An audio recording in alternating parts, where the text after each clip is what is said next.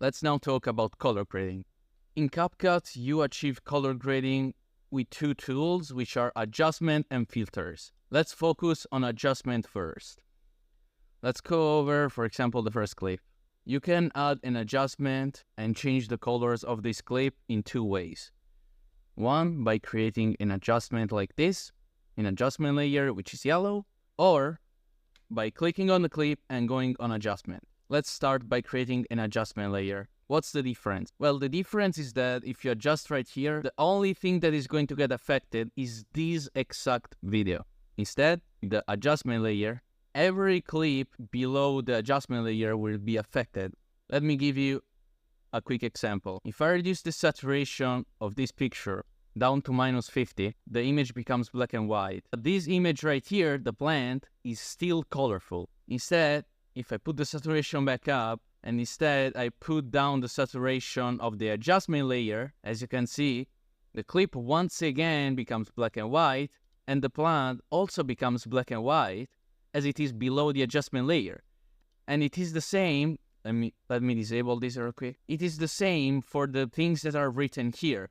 Although they were green, they are below the adjustment layers, they will have this black and white effect. Instead, if I go right here, the image becomes colorful again, and the written things become colorful again. And now we get on to the second part. Why is color grading important? Well, color grading is especially important for B-rolls like this one. In this case, Luke Belmar was on a boat with not that good of a lighting, and probably if you're recording some footage as well in your house, you do not have a professional light setup. If you do, props to you, but most people don't, and there is no need for expensive cameras and lights when you have color grading. So here's how I would modify this image. First, I would not modify this image only, as I have to add the same amount of color correction to this image and to all these other images, as they are the same footage from the same boat that they require the same corrections. So to do that, I will create an adjustment layer. Let's start from the basic panel of the adjustment layer, and let me explain you how this works. I will make the player panel bigger so that you can see better the corrections that I'm going to do. Let's start with the temperature. The temperature defines if you want the colors in your image warmer, so you pull it to the yellow, or colder. The hue simply gives more purple or green to the image. This is not a feature that is commonly used. And then there is saturation, which is a really useful feature. First, if you want to make your images black and white, of course, but also to add color, as you can see right here. I don't want to exaggerate too much. I think something like this works for his image. The way I suggest you to learn color grading, apart from a lot of practice, I sometimes don't remember what a precise feature does because I confuse them sometimes. So what I do is I simply put it to the max and I remember what it does. So for example, the brightness is pretty easy. It increases the brightness of your image, as you can see. In this case, there is no really need, maybe a slight bit. Then there is contrast, which improves the contrast on your image. But in this case, I will not use it because this is a dark environment, and in dark environment, this is what happens when you use contrast. It's pretty bad. So even using a bit, it doesn't really work out. Then there is highlight, which doesn't change much the picture or the video. It just changes a bit the lighting, as you can see. I usually link this on default. Then there is shadow, which allows you to remove shadows and make the image brighter, or improve shadows and make the image darker. Then there is illumination, which is slightly different than brightness, because as you can see, brightness works on subjects, meanwhile illumination works on the whole picture, as you can see. Then there are effects. Sharpen is one of the best effects of the whole color correction panel. It sharpens the corners and the lines, and as you can see, if you remove it, all of a sudden it looks like the image is blurred out. So usually I put this even up to 35, 50, something like that. Then there are particles, which as you can see add this kind of noise to the image, which I don't really want. Then there is fade, which basically adds this kind of layer, as you can see, to the image. And then there is vignette. Vignette adds this kind of, as you can see, vignette around. If you pull it to the right, it's a black vignette. If you pull it to the left, it's a white vignette. And this is the basics of this adjustment panel. For now, I will leave it like that. Once you are done with your color corrections, if you want, you can save it as a preset. Therefore, if you're creating videos for your YouTube channel and you always record with the same lighting setup, the preset is going to save you a bunch of time. And then we move on to HSL. HSL allows you to modify every single color individually. For example, if in this short I don't want the red color, I can turn it down, and as you can see, everything that had a shade of red is disappeared. If I do the same with orange, the image is going to become black and white because the main colors, as you can see here, the main colors are orange in the face, red on the lips. Here is a bit of red, here as well. Instead, if I remove the blue, the only thing that is going to get affected is the shirt that was blue. Meanwhile, if I remove the green, nothing really changes. You can also modify the other values for each color, but they're not really that useful. Then we have curves, which looks really scary, I know. I will get more into detail in curves later, as we don't need them right now. And then there are color wheels, which are a pro feature, so I will not explain them, although they are really complicated.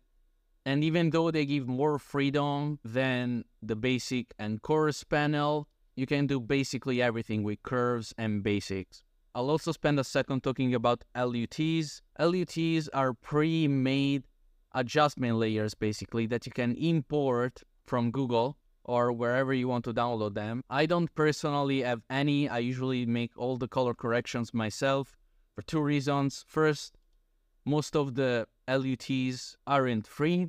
Second, I genuinely like to color correct videos. Therefore, I just do it myself. And now let's reduce this once again to the normal height. What I will do here is create a big compound clip for the audio so that it doesn't take too much space in my timeline. And we can work on the video. Now let's modify this a bit further. Usually the best way to color correct is to try and see if it works. For example, if I improve the temperature, do I like how it looks? I'm not sure about it. Therefore, I'll go back to the original. But I don't like this either. I think this is now too cold. So what I will do is I will find a way in the middle around here. And in fact, this is a really good color. I will also add a little bit of vignette, as I really like this kind of black effect here, just like this. You cannot see it on the top, of course, and that's because there is already the black sky. And now I think I'm satisfied with this. I cannot really do much more because contrast kind of ruins everything. I will improve the highlighting a bit so that his arm is more clear, and then I think I'm done with this. Therefore, I will make it the length of the whole video. There we go. Now that I have my adjustment layer, I will go ahead and cut it right here. And then here, remove this part because there is no look here. And then here, where there are two looks, I will copy and paste because I will need two. And then I will also need two right here. And I will also copy this and paste it. And then I will cut it here and here. One more cut here, and then remove this part. So I will now highlight this, this, this, this, and all the adjustments which have the Luke Belmar on the main timeline.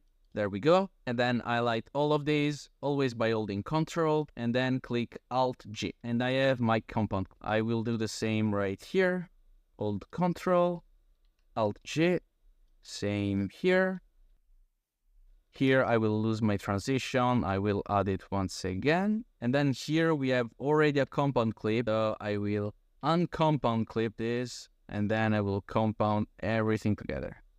And now it's perfect. Every Luke Belmar has the color correction, as you can see. And now to finish this lesson on the basics, I will talk to you about filters.